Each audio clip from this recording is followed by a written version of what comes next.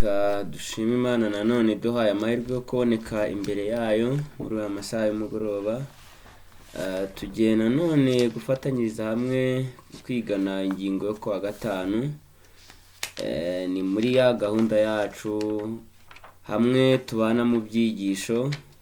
Reka nkomeze mbashimire uburyo mwagaragaje ko turi kubana muri buri ngingo y'umunsi, kandi niba hari na mugenzi wawe uzi neza ko iyi gahunda ayikunda, ndagusaba ngo umusangize kuri aya makuru. Byashoboka wamusangiza ingingo y'umunsi, cyane ko ku bw'imibereho tubayeho hari n'ubwo bitadushobokera kubera imibereho y'ubuzima kubona umwanya wo kwicara imbere y'ibyigisho. Rero ubu buryo nabwo bubasha kudufasha mu buryo bwo gukurikirana ingingo y'umunsi. Rero wowe wagize amahirwe ukabona uyu muyoboro ducishaho ibyigisho, ingingo ya buri munsi, reka ngusabe ngo usangize mugenzi wamuha amakuru. Ingingo ya buri munsi tuyisangirira hano tuyobowe na Mwuka w'Imana. Yego ntitubasha kugera mu nguni zose, ariko mu gihe ufata umwanya ugatega amatwi uciye bugufi kandi ugasenga, Imana ibasha kukungura ubwenge, ikanagusobanurira iby'amagambo y'ubugingo yaturinganijwe mu buryo bwa buri munsi. Rero uyu munsi dufite ingingo yo kuwa gatanu. Ni ingingo itubwira ngo kuzuka kwa Lazaro. Kuzuka kwa Lazaro. Mbere y'uko rero twinjira mu ngingo y'umunsi, reka tubanze turarike Mwuka wera kugira ngo aze atuyobore. Kadusenge. Turagushimye cyane Uwiteka Mana ikiranuka, izina ryawe nirihabwe icyubahiro. Dushimye cyane ko wongeye kuduha amahirwe yo kuganira nawe bunyuze mu byanditswe byera watwandikishirije. Reka ubwo tugiye kwibutswa tukanigishwa ibyo kugira neza kwa Yesu, ko yari mu isi agatanga ubugingo, kandi n'uyu munsi atanga ubugingo ku mwizeye. Reka aya magambo tugiye kwiga ubwenge bwacu ube guhuguka kugira ngo tubonemo iby'ubugingo, kandi imitima yacu ukuremo gushidikanya ubwo tuba twizeye, kugira ngo dushikire ubwo bugingo ijuru ryifuza kuduha. Nibyo dusenze twizeye mu izina rya Yesu Umwami wacu, amen. Ni ingingo yo kuwa gatanu. nk'uko nari maze kubabwira, ni ingingo itubwira ngo kuzuka kwa Lazaro. Iraza kuba ishingiye cyane muri Yohana igice ni cya 11. Imirongo yose ibanza ndetse hafi icyo gice cyose kiragaruka kuri iki gitangaza gikomeye kirimo inkuru ibabaje ariko kandi iteye ibyiringiro, aho Yesu yakoze igitangaza kitabashaga kugishwa impaka. Ubu noneho yerekanye ko yavuye ku Mana, kuko Imana umuremyi ariyo yatanze ubugingo ibuha umuntu yari yaremye. Kristo rero yerekanye ko ari umwe na Se, ko nawe abasha gutanga ubugingo. Igihe yazuraga Lazaro, uwari umaze iminsi 4 apfuye, mu bitangaza Yesu yarakoze mu mizo ya mbere cyangwa se mu minsi ya mbere, nibyo yaragaragaje ko abasha gukiza abarwayi. Yari yaranazuye umwana wa Yayiro, ariko ukuzuka kwa Lazaro koko ari kwihariye, kuko mu bamurwanyaga bakarwanya ubumana bwe, kenshi ntibaburaga icyo basebya mu gitangaza yakoze. Nk'igihe twabibonye mu ngingo y'ejo, aho yahumuye iriya mpumyi, abafarisayo bakizeza iyo mpumyi ko ari amahirwe yagize, ko rwose ari Imana yamubabariye, ko uwo muntu wabikoze ari umunyabyaha. Ariko muri iki gitangaza cyabereye i Betayida, igihe Yesu yazuraga Lazaro wari umaze iminsi 4 apfuye, ndetse rwose Marita agahamya ko yari yaranaboze, yari yatangiye kubora. ibyo rwose birumvikana ko nyuma y'iminsi ine, ukurikije ihame ry'ibinyabuzima, nibyo koko yari yatangiye kubora. Ariko mu ijambo rifite imbaraga nk'iryaremye, igihe Yesu yari ageze ku gituro cya Lazaro, yahamagaye ijwi ryumvikana mu matwi y'uwari usinziriye, nk'uko n'ubundi yabwiye ko urupfu rwe ari ibitotsi, maze Lazaro asohoka ari muzima. Rero icyo nicyo tugiye kugarukaho muri iyi ngingo, aho batubwira ngo Yohana igice cya 11 ni igice cyuzuyemo umubabaro, inkuru ibabaje y'uburwayi bw'inshuti magara ya Yesu. Uyu Lazaro yari inshuti magara na Yesu, kuko ngo igihe mu bifuzo byose baratubwira ngo mu cyiciro kivuga ngo Lazaro sohoka, babanza kutubwira ubumwe n'ubushuti Yesu yari afitanye n'uyu muryango, ko iminsi myinshi iyo yabaga yifuza kugira aho aruhukira, yumva nawe yitaweho kandi akunzwe, yerekezaga muri uwo muryango. Lazaro yari inshuti magara ya Yesu. Turanahasanga kandi urupfu rwe, kubabazwa nuko Lazaro apfuye, kandi ibyo bintu bikaba Yesu atari ahari. Turanahasanga na Yesu agaragaza umubabaro ndetse aranarira, nubwo impamvu yamuteye kurira yari itandukanye n'iyarizaga abari baje mu muhango wo kuririra Lazaro wapfuye. Yesu we yitegereje mu mitima yabo, areba kwinangira kwari mu mitima yabo, kandi asobanukirwa n'ibyazaga gukurikira icyo gikorwa, maze bimutera agahinda. Niyo mpamvu kuri murongo wa 35 igice cya 11 cya Yohana, igihe Yesu yitegerezaga ibyo bintu, nawe yagize amarangamutima, ararira ababajwe nuko yitegerezaga mu mitima yakona kwinangira n'uburyarya buri mu mitima y'abafarisayo. Rero aha turanahasanga Yesu igihe abigishwa bamugezagaho inkuru, igihe Lazaro yararwaye arembye, bashiki be batumye kuri Yesu, bamubwira amagambo yagombaga gutuma Yesu yihuta cyane, kuko inkuru yazanye ayo makuru. Intumwa yavuze ko uwukunda, hari ukuntu aya magambo avugwa ukumva harimo guhwitura. Igihe Yesu n'abigishwa be babamenyeshaga iby'uburwayi bwa Lazaro, intumwa yaraje ibabwira ko Lazaro arwaye, ariko mu buryo byavuzwe, turasoma muri Yohana igice cya 11 ku murongo wa 27, avuga ngo uwukunda ararwaye, uwukunda. Bibutsaga isano rero Yesu yari afitanye nabo.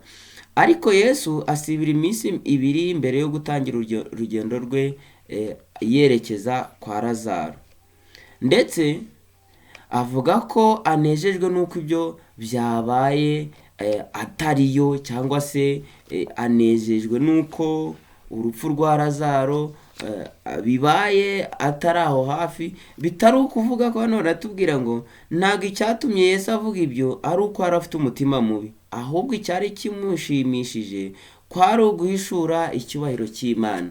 Murabyibuka ko igihe Yesu yasobanuraga ku burwayi bwa ya mpumyi, igihe bamubazaga ati se n'ibyaha bye cyangwa n'ibyaha by'ababyeyi be, Yesu yasobanuye impamvu yuko uyu muntu yavutse ari impumyi. Umugambi kwari kugira ngo imirimo y'Imana yerekanirwe muri we. Rero aranasubira kuri inshuro asobanura ko atanejejwe yego n'urupfu rwa Lazaro, ariko nanone kuko byari kugira ngo ahagaragaze isano afitanye na se, ndetse ngo aheshe Imana icyubahiro. Mu rupfu rwa Lazaro, Yesu yarabonye andi mahirwe yo guhamya ko ari Mesiya wavuye ku Mana. Iyo tugeze nanone muri Yohana igice cya 11 guhera ku murongo wa 27, dusanga ko hari hashize iminsi 4 Lazaro apfuye. Nyuma yuko iyo minsi 4, nyuma y'iyo minsi 4 umubiri we watangiye kubora, nk'uko Marita yabisobanuye, amubwira ko rwose uyu ari umunsi wa 4, kandi ko rwose umubiri we watangiye kubora, kandi koko n'ihame rya biyoloji rirabyemeza. Umuntu umaze iminsi 4 apfuye, serire ziba zatangiye rwose gushanguka. Rero nta gushidikanya gutinda kwa Yesu kwafashije abo bantu gusobanukirwa icyo gitangaza cyendaga kubaho, kuzura umuntu wari umaze kubora. Mu by'ukuri nidusoma mu butumwa bwiza dusanga ko Yesu yazuye abantu 3. Uwa mbere murabyibuka igihe agakobwa ka Yayiro kari kapfuye, bakibimubwira Yesu yaratabaye, ariko ntiyasanze kakiri kazima, ahubwo yasanze kapfuye, maze arongera agasubizamo umwuka w'ubugingo mu buryo bw'igitangaza. Icyakora ibi ntibyemeje abantu, kuko bamurwanyaga babibonye ko umwana yari yapfuye, ariko bo ubwabo ntibabyemezaga. Ibyo rero ntibyahamyaga ko rwose bibemeze ku mugaragaro. Nanone tumubona azura umwana w'umupfakazi w'Inayini igihe babanyuraga, tubisanga muri Mariko, igihe bari bagiye gushingura umwana banyuze ku itsinda Yesu yari arimo, nuko Yesu ababonye arebye agahinda k'uwo mubyeyi, amuzurira umwana. Ibyo nabyo ngo abafarisayo ntibabifashe nk'aho ari ikintu kidasanzwe, kuko batekerezaga ko hari abahamije urupfu rw'uwo mwana bashobora kuba abibeshye. Ariko noneho kuri iki gikorwa cya Lazaro, rwose Lazaro yari yapfuye, yewe n'ab'i Yerusalemu bari baje muri uwo muhango wo kurira. Ntibyari ku munsi wa mbere, nta nubwo byari ku munsi wa kabiri, ngo byari ku munsi wa 4. bivuze ko byari nta gushidikanya Lazaro yari yapfuye.